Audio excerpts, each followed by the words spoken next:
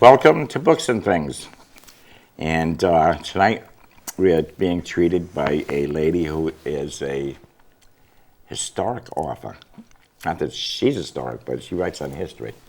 And Kate has done a tremendous job when she found out that she was related to the Dennisons, which are local families.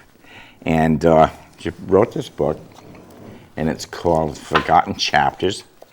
And if you get a chance, if you like to read history, this is the book to read. Welcome, Kate.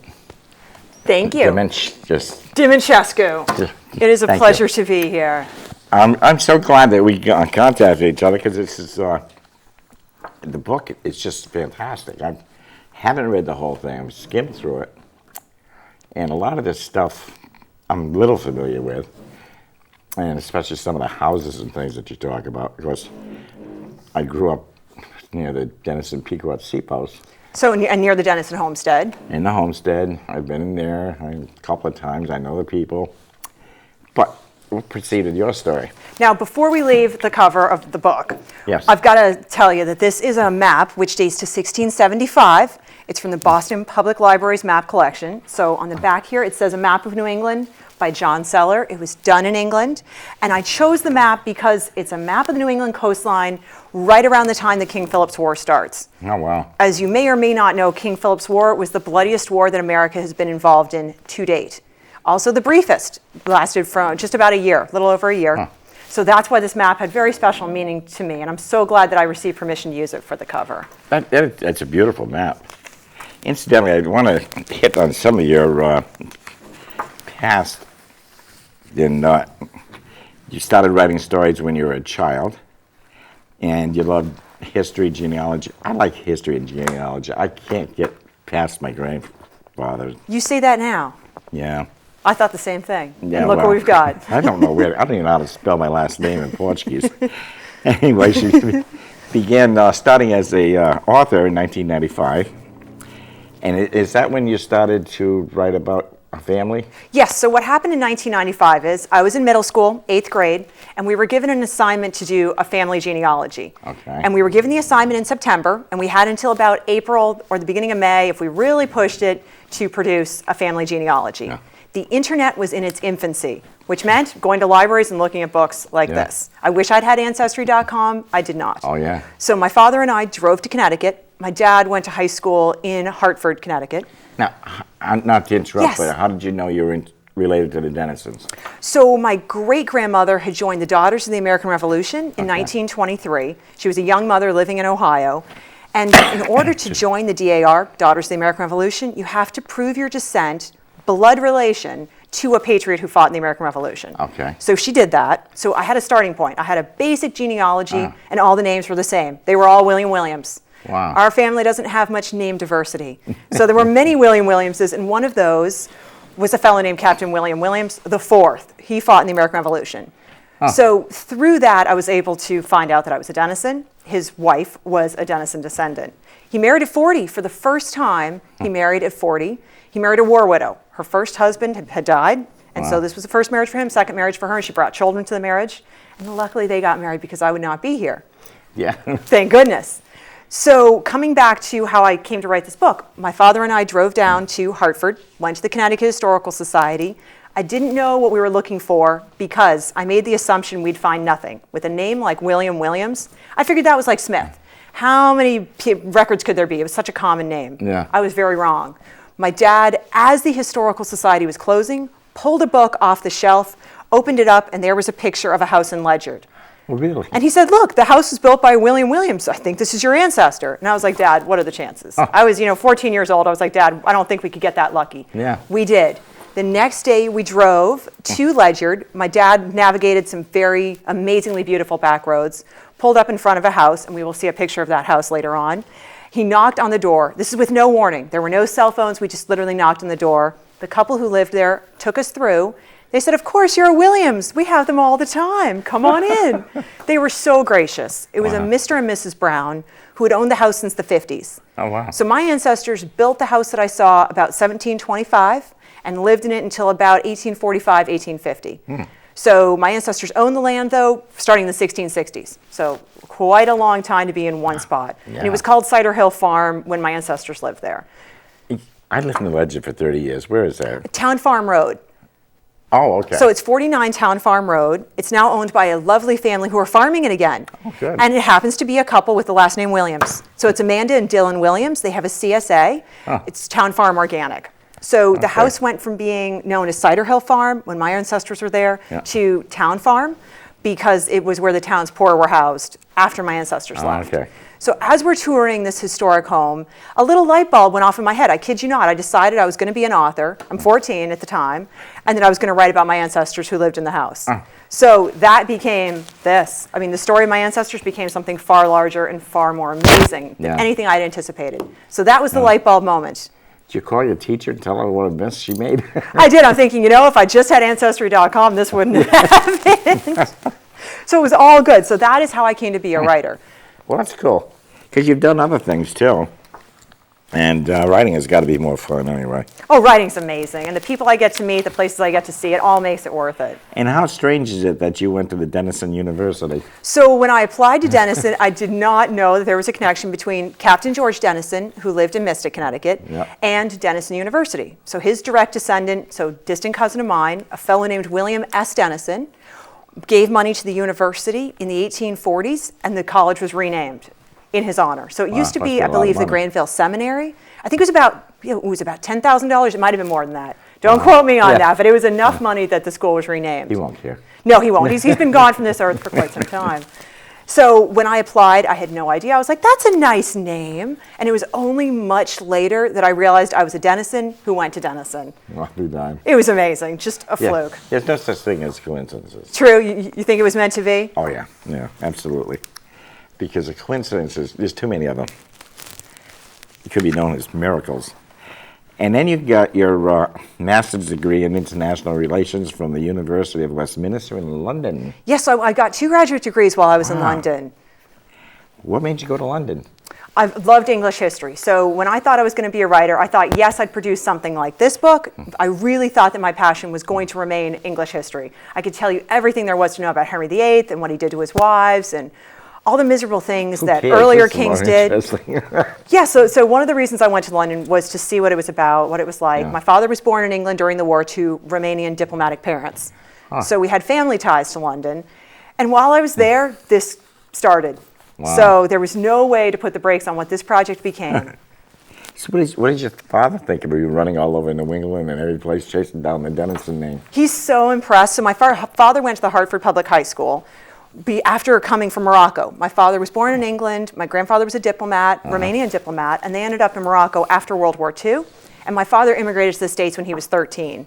He had no idea that my ancestry on my mother's side went back to the founding of Hartford. Yeah. So my dad went to the second oldest public high school in America. Wow. So Hartford Public High School founded in 1638 when my mom's ancestors were living there. So it was all meant to be. So my fate was decided long before I got here. So my dad thinks it's actually pretty cool that I'm exploring some of the back roads that he cycled. My dad was pre-Olympic in cycling. So he explored Connecticut long before my time. So he was Wow, impressed. that's cool. Yeah, he must be proud. He is, and he's helped out a great deal in all of this. Yeah. It's, when you do something like this, because I've written 2 books, I know what it's like, but I didn't do any research. My research was all upstairs. And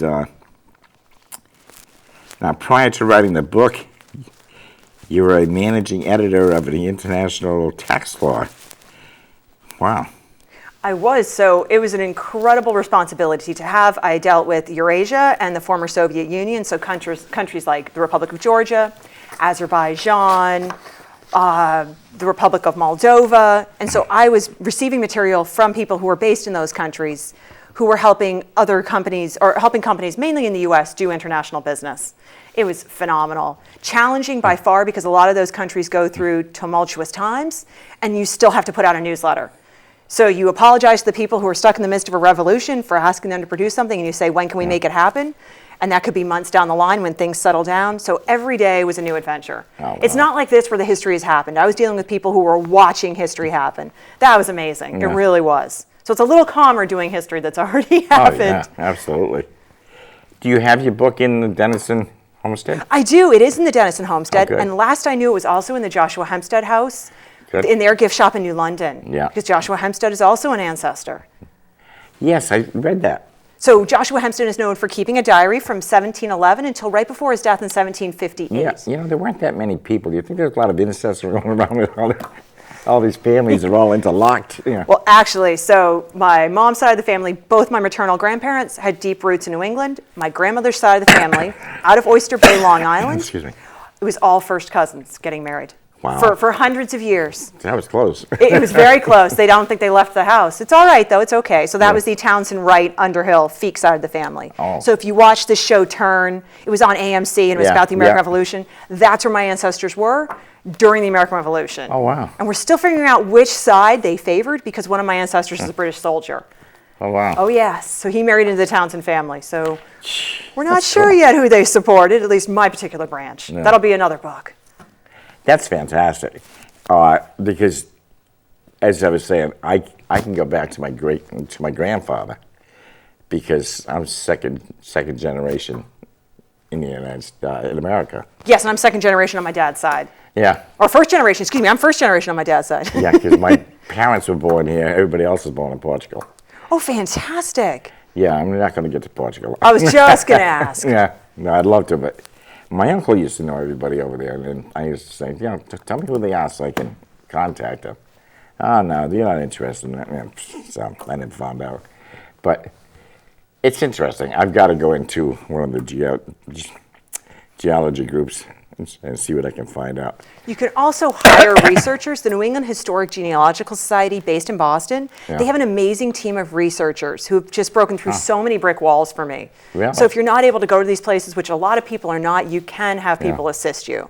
I did find the boat my grandmother came over on, Oh, amazing. and her name is on the list. That's incredible. Yeah, and she came in through New York. So she came in through Ellis Island? Yeah. So you can go to Ellis Island then and at least relive that part of your family Yeah. story. And I think the rest of them came through Boston, and there's nothing there. Really? Because Yeah. one friend actually found the pier in Boston where his ancestors came in. Oh, really? There's not much there. There are just some pilings. And Yeah. he was so impressed. It had been maybe 100 years for him. Yeah, because there's not a lot of records like there is Ellis. No, those were very well documented. Yeah, it's too bad, because we lost a lot of information. And I think my grandparents on my mother's side came in Boston. My grandfather on my father's side, I had no idea. So there's a book you've got to read. It's called Annie's Ghosts by a fellow named Steve Luxembourg. And he looked into his Russian roots, which he didn't even know that he had. So it's how you break through brick walls when your family's relatively new to the United States and you have nothing to go on. And it turns out in his case, his mother had lied about her entire childhood and her family. Wow. And he's a journalist. And so that book inspired me in many ways when I was writing my book. Yeah. So I highly recommend it. It's in paperback. The library might even have it. It's amazing. Well, you're very fortunate in that the Dennisons branched out all over the place. Yes, they did. And I mean, you can go to about any town and So find true. So my Dennison branch went to Iowa, Wisconsin, and then Ohio. Wow. So I was the first Dennison to be born in Massachusetts in 1643 because I come from Dennison women. So we lost the name pretty quickly. Yeah, yeah. Not the genetics, but the name. Yeah, And I yeah. don't think the temperament either. I think that came right down the pipeline. Genetics people don't lose. I don't care if you never met the person, you still get it. Exactly. Yeah. You still get that genetic. If it's in there, it's there. And that's what's so wonderful about going to family reunions down here. When you bring together the Stantons, the Dennisons, you get to see the family traits that are consistent, the Miners. And there are a few things that do come right down. Yeah. Yeah, a friend of mine had gotten divorced. I think the kids were babies. And I did a wedding. And I said, come here. I said, I'm listening to somebody laughing in the next room. It sounds like your ex-husband. She said, yeah, we already hear the two of them do it. They both laugh exactly like him. They have the same mannerisms.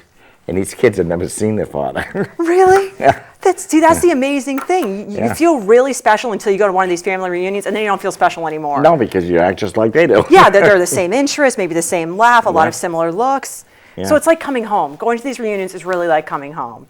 I feel normal. Now you met the Davises, or Whit. Yes, Whit was a charming, charming fellow. I miss him dearly. Yes, he was a good guy. And he had one of the oldest farms in Connecticut, if not the oldest. It might be the oldest in the United States. So 1654. Oldest operating farm in the United States. That is incredible, which supplied, I believe, troops during the American Revolution. What didn't that farm do? It's amazing. He did everything. I told you the story about rescuing a lady and yes, during the hurricane of 38. I believe he talked to Tom Brokaw about that when interviewed. He was amazing, and his tours of the Stanton Davis homestead were phenomenal. Well, the Stanton homestead, I guess I should say. Stanton Davis Farm, Stanton Homestead. Yeah. He brought history to life in a way that most people do not. Yeah. And with a great Yankee sense of humor, too.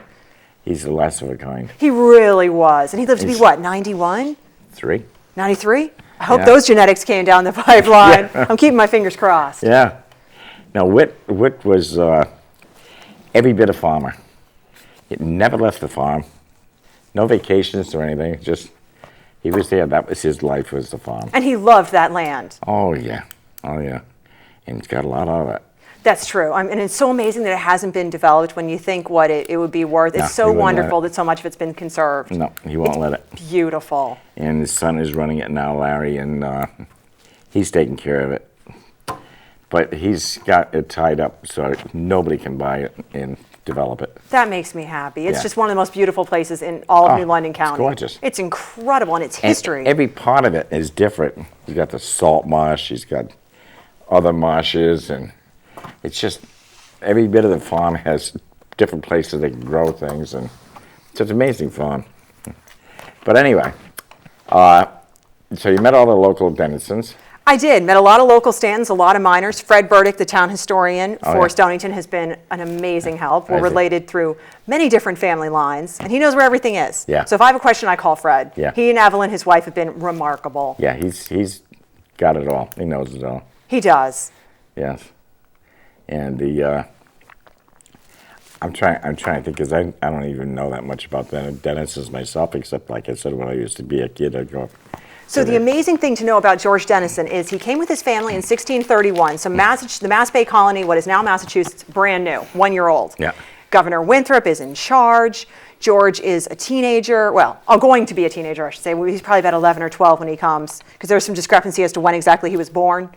So we'll say he's on the cusp of being a teenager, youngest of a whole lot of kids. And his parents are not exactly young parents, so this is a big deal for them to leave their lives in England and come here. Sure. His father was a maltster in England, meaning he helped to brew beer. He did not carry on that trade when he came to the Mass Bay Colony. George stays in the Mass Bay Colony for quite some time, and he goes back to England to fight in the English Civil War. Oh, wow. Yeah, so he was widowed, so he had 2 young children at home, goes back to fight in the English Civil War. Researching that has been phenomenal. Then he comes back to the Mass Bay Colony with a new wife from England, who apparently was spectacularly gorgeous. They start a new family, and he comes down here to what is now Connecticut. And then he eventually fights in King Philip's War. So his whole life is just as a soldier and farmer. He was an amazing man. Lives to be just about 75. He dies in Hartford unexpectedly, so he's buried in Hartford in the ancient burying ground, the oldest cemetery still in existence in Hartford. And he has a replica headstone there. And as we know, he had a lot of children, and a lot of their descendants are still here, which is amazing. I've been told ours is one of the few branches to leave. I get a lot of grief for that. But I'm back, so it's okay. Yeah, because when they have a family affair, they come from everywhere. It's so amazing.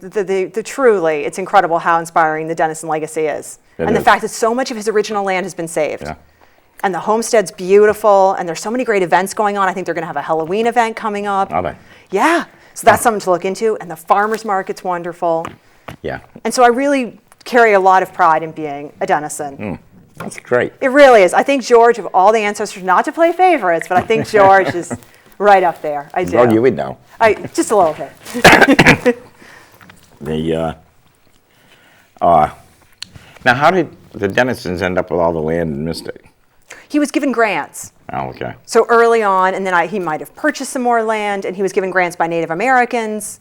He was really big into his land holdings. In his will, he documents the land that he felt was unfairly taken away from him in what is now Rhode Island, and he hoped that his sons would get it back. That has still not happened, so I'm thinking maybe now, after the passage of many centuries, we could get it back. Yeah. So he was very passionate about his land. And at one point, part of Connecticut was Massachusetts. Yes, so when he first came down here, I think. Yep, so right up to basically what is now Mystic, that was part of Massachusetts. It was called Southerton. Yes. And then when Connecticut gets its royal charter in 1662, it becomes part of Connecticut. And George was not exactly happy about that. He had been given the distinction of being a magistrate, so he could marry people. The Massachusetts Bay Colony gave him this authority, and Connecticut took it away. So in an act of defiance, he marries another couple in New London, even though he had no authority to. Oh, yes. He was really, he stuck by his guns. He really did. Oh, yes. Yeah, because you think about it, well, how could part of Connecticut belong to Massachusetts? It is amazing. And I believe Connecticut's royal charter extended Connecticut all the way out to the West Coast. It was a huge piece of land, to say the least, that they were given by King Charles II. Yeah. Now, what really made George mad was Rhode Island. He wasn't, I don't think he was thrilled to begin with about Connecticut, but he really did not like Rhode Island. He didn't want the colony to exist. Really? And Massachusetts, Mass Bay Colony did not want it either, and neither did Connecticut. They really tried to swallow up Rhode Island. So the border of Connecticut and Rhode Island was fought over for at least 150 years. Really? So the Pawcatuck River, that boundary was somewhat fluid, depending on who you asked. Yeah. No wonder it's such a small state. Just Yes. squeezed them. So what happened was people from Connecticut and people from Massachusetts went into what is now Wickford, that area there in the village, and settled it because they wanted to swallow up Rhode Island from the inside out. They didn't like there was religious freedom in Rhode Island. A lot of people who'd been asked to leave Connecticut and Massachusetts ended up there. They just didn't want it to exist and had great land. Plus, they have terrible roads. I'm sure George would have agreed with you. He did survey a lot of roads in his time, so I'm sure he'd agree with you. Wow. That's interesting. George was quite a guy. He was. I mean, even now, if you ask any of his descendants, he is highly regarded this many years after his death in 1694. Wow. He was larger than life, to say the least. So that's why I enjoy researching him. So my second book is actually mainly about George. Is that... So this book is going to have a sequel called Denizens. It's an alternative spelling of denizen. Okay. And a denizen is a dweller of a certain place. And my ancestors happen to dwell a lot of places. They did. So you've got enough for a second book. And a third. And a third. We're not done with George Denison yet. Oh, no. Okay. So originally George had a greater role in the forgotten chapters. My editor said, she said, I think he needs his own book. She goes, he is just swamping this book. Please move him into his own book. Well, now he's going to get 2 of his own books. Wow. Well, yeah, that would happen to somebody like him because he's done so much. Yes, and in a very short amount of time. I mean, in 75 years, he did, less than 75 years, he did a lot. He raised a large family. He defended his home. He farmed. He fought with a lot of people. He was in court a lot. He had a lot to say about a lot of things in beautiful flowery English. I mean, his vocabulary was so much larger than mine. It's amazing. I think the 3 major names that founded the Stonington area are Denison, Chesebro, and Stanton. So the 4 founders of Stonington would be Minor, Palmer, Stanton, Chesebro. So Thomas Minor, William Chesebro, Thomas Stanton, and Walter Palmer. Oh, okay. Chesebro you don't hear as much about. No, but he's buried in Mystic. He's buried in Wickety-Quack, yes, so right near you, yes. Wickety-Quack, right, Yep, in yes, the down the street, Wickety-Quack, which is one of the oldest cemeteries in the area, as are Walter Palmer and Thomas Stanton's in there as well. So George, and obviously George Denison was not a founder of Stonington, but he gets here very early on. Oh, okay. It's fascinating. I've always lived in Mystic, and, well, Mystic, then I moved to Legend, and I'm back in Pawcatuck, which is still Stonington. Well, it's a beautiful area. I mean, why be anywhere else? Yes, it is. We've got a couple of minutes left.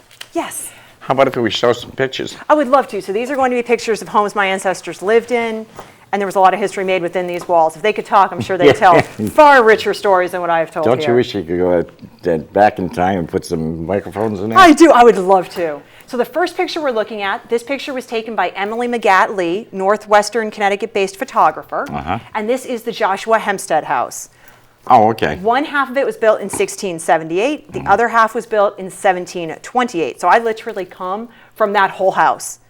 So the photo shoot that took place there for the Forgotten Chapters, my first book, which we have on the table here, that is literally where I come from, and that was one of the more meaningful photo shoots. And my friend who took the pictures, the photographer, Emily McGatt Lee, it's Roxbury Photography. So I got to put in a shout out. She did a beautiful job capturing my heritage. It's a beautiful picture. And this is a house museum, which the public can visit.